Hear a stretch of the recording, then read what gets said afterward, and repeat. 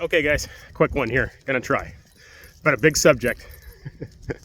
It's hard to do. You gotta stay focused, and it's good practice. I'm trying to make these little 4 or 5 minute vignettes, and I've already wasted 20 seconds in a preamble. So let's get started.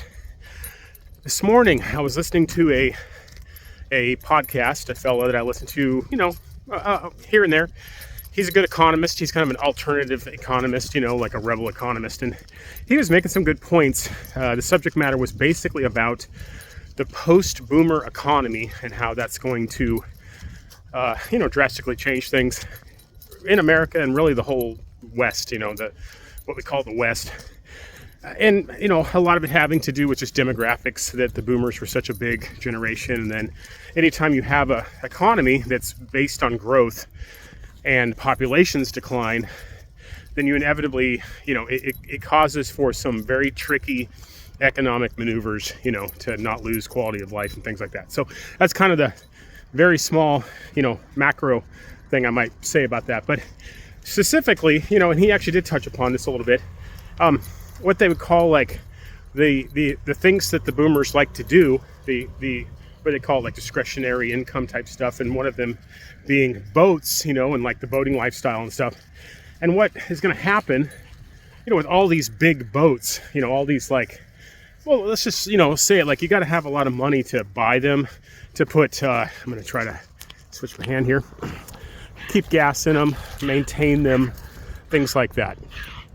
And there are a lot of them out there. Yeah, you guys know this, and how are they going to sell? Who are they going to sell to? And I've paid attention to this stuff, in my own way for a long time.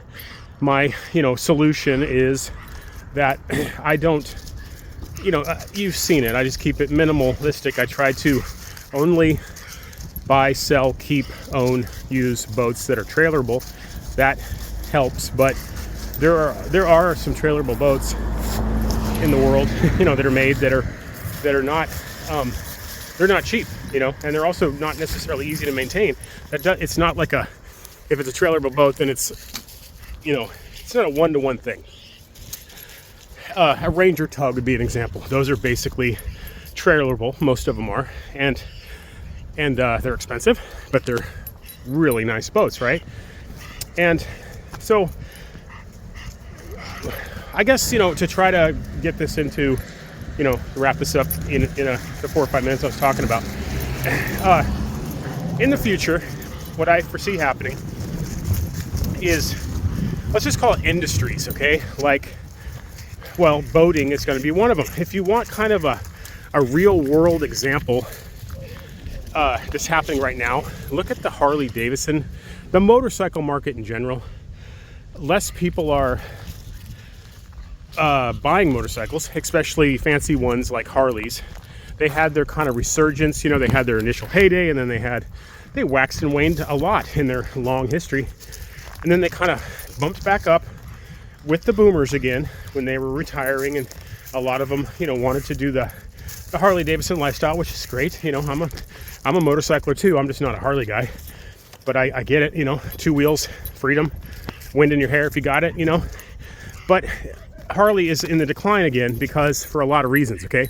And if you want to go do your own research as how they're trying to adapt and change with that decline, it's interesting, and it kind of gives you a template to understand a lot of different industries in America, like what's happening with boating and the boating lifestyle. So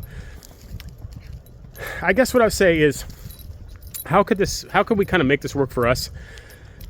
Well, I noticed, about a few years ago that there is this niche market of what I would call trailerable trawlers, okay? And there is not as many of them as there is other types of boats, okay? And what I'm talking about is like sea dories. This isn't an extensive,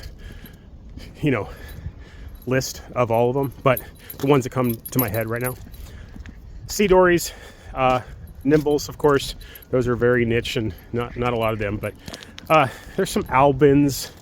There's, I guess the Ranger tug is on the high end of that. but they're hardly ever cheap. You'll never really find a cheap one, maybe a 21 footer, but not even those anymore.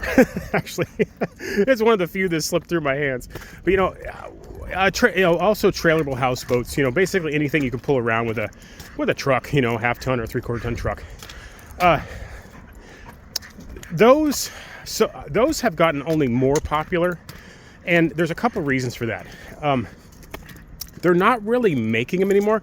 I mean, they are making Ranger tugs still. They do, as far as I know, are still making sea dories, but they are not cheap. I mean, the last time I looked at a new sea dory just to see what's going on here, with the market, we're talking $120,000. Where when they're building them back in the 80s and the 90s, and then they were getting resold used. I'll just put it this way: I have had quite a few sea dories, probably more than I have a right to. But there was a while there where I was really paying attention to them, and I just knew they were so popular. Just people loved having these cabin boats that are very well built, very economical. And I would just get lucky. I was blessed. I mean, it's part of the whole God provides for me, and He really provides for everybody. But it was working in my favor because I'd find them sometimes for like $10,000. I paid $7,000 for one once. I had a buddy call me in the fall from Wisconsin and say, "I'm putting my boat away here at the marina, and there's someone just slapped a for sale sign on their sea dory, and want me to take a picture?" I'm like, "Absolutely." Called the guy right away and just said, "I'll be there in 12 hours to pick it up with cash." And it, I could have kept it, but I didn't need it, and it was part of the way I survived, kind of off grid, and I ended up cleaning it up and reselling it and making a little bit of money on it. And I've done that several times, and I say all that because to say this, I would say 90%, 9 out of 10 boats in America, okay, are going to become, in a way, like almost unsellable. It's already kind of happening where there's like salvage yards that are just taking them apart and, taking all the equipment off of them and, selling them wholesale and selling them online and stuff. There are, especially when we're talking about sailboats, okay? Where am I getting at here? 7 minutes, man. Okay, I'll try to keep these 10 minutes or less. Sailboats, there are sailboats out there you can't give away. Same with big power boats. Especially with boats you can't trailer. You can't put on a trailer and just take home, okay? Because they start to become like a liability that people don't want to pay for anymore. And also, younger people, when I say younger people, let's just say anybody post-baby boomer. I'm a Gen Xer, so in a way, I'm almost a boomer, but I'm like the next generation removed. So I still have some of those values that the boomers have and had. One of them being, they tend to be more interested in like real world pursuits, like boating, fishing, snowmobiling, like things like that. Whereas progressively so, younger generations are more into virtual pursuits like screens and video games and just not necessarily even going outside. Okay, so that translates into there's just less people interested in those items that get you outside, boats being one of them. This is all very common sense, guys. I know it is, but and so there's like this perfect storm happening in a lot of things throughout the economy in America, in the West. And when it comes to boats, I guess I try to sum it up this way. 9 out of 10 boats, hold on. 9 out of 10 boats are going to be almost unsellable eventually, especially when we're talking about big V8s and twin engine motors and boats that people have a hard time maintaining themselves, and then finding someone that makes a living working on boats is going to get harder and harder. The trades. This applies to plumbing and electrical work and stuff like that too. And so those boats are just gonna, it's gonna be interesting to see what happens to them, okay? When they get left in these yards, when they can't sell them, when they're just deep discounting them, they still can't sell them.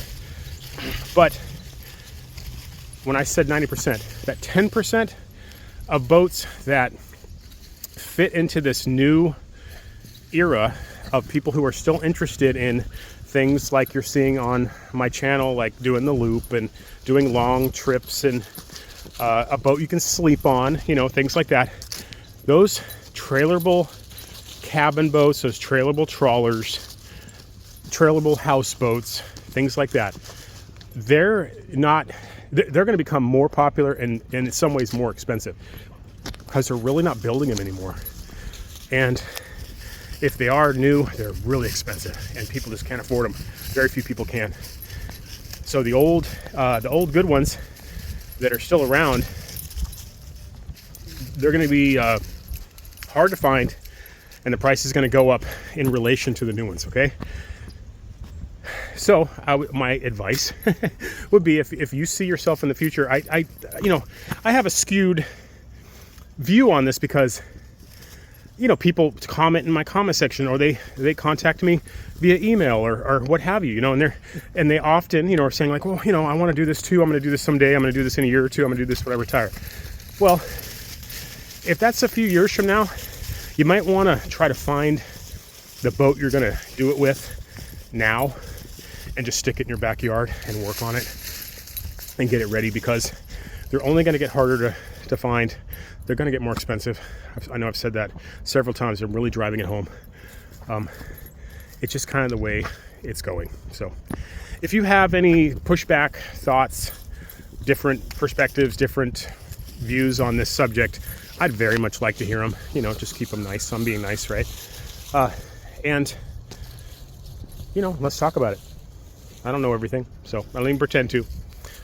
Okay, thanks for listening, guys. I think we're right here at, 11 minutes? We can live with that. If you're here at the end of the video, thank you. See you over on Backwaters and Back Roads, and catch you later.